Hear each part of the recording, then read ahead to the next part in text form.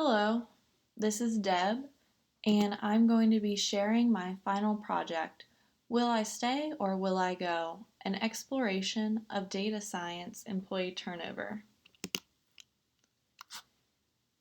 So, defining the problem.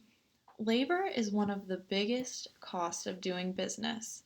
As such an important factor, steps need to be taken in order to help lower costs while increasing efficiency. Employee turnover can greatly impact a business's bottom line. According to Forbes, turnover costs employers an additional 33% of an employee's annual salary.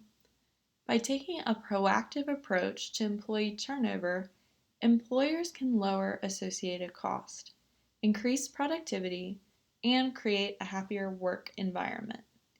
In my project, I hope to predict the probability of an employee leaving,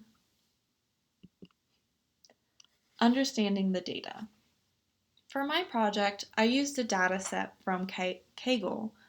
I will link that below in the description. This is a created data set about data scientists enrolled in training courses through a particular company. Here, you can see a breakdown of all the attributes which I pulled from Weka. The attributes include a unique identifier, which is the employee ID, information about the city, which is the city's code, and the city's developmental index. This is how highly the city is ranked on a scale of 0 to 1. Gender, enrollment in a university, the level of education, and the discipline of majors. The related experience, if they have it or not, yes or no. The number of years of experience are also included. The dataset also includes information about the current company the employee works for. This is the employee size, the employee's company type as well, whether that's a private company, a startup, working for the government, etc. It also includes the number of years between the previous job and the current job. How many hours of training have been completed?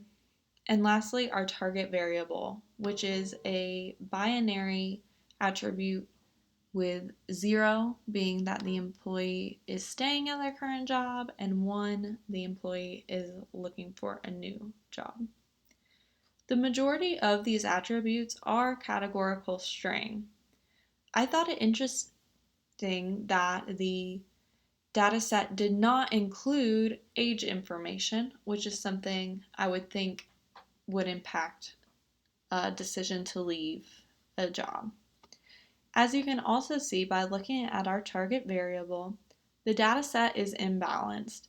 Many people plan to stay at their current job, 14,381 instances, while few people plan on leaving, 4,777 instances. Let's continue on to data preparation. When I received this data set from Kaggle, it was in a CSV format. In order to manipulate the data in Weka, I had to convert it to an R format. The data set also included many instances with missing attribute information. Those instances with missing attribute information were removed. After this process, 8,955 instances remained. Additionally, the target variable was converted into a string variable, so it would be treated as categorical. And lastly, before running the model, I partitioned the data into 80% and 20%. 80% being the training amount and 20% being the testing amount. This was so the model could be compared to the testing data set. Next, let's take a look at our model. I used the random forest learner node in KNIME to create a classifier model.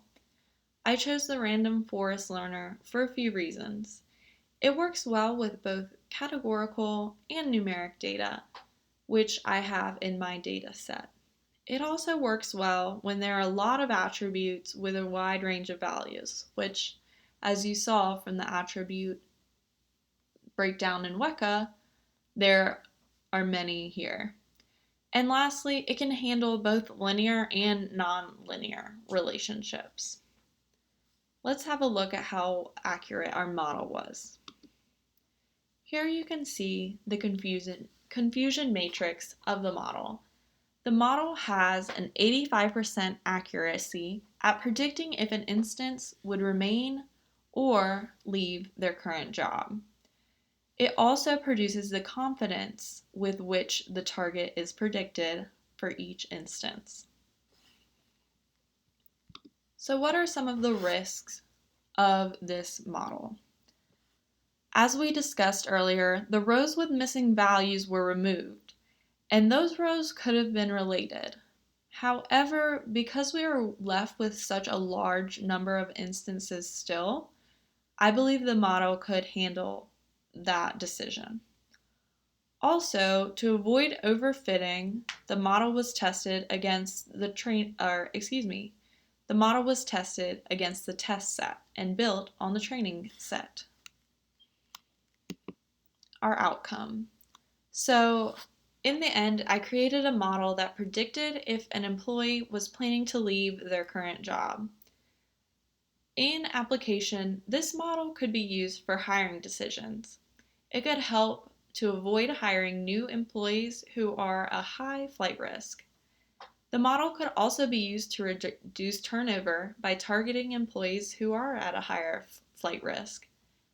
By identifying the key attributes, university enrollment, and city location, employers can have a better understanding of where to open up new offices so that their employees will be less likely to leave.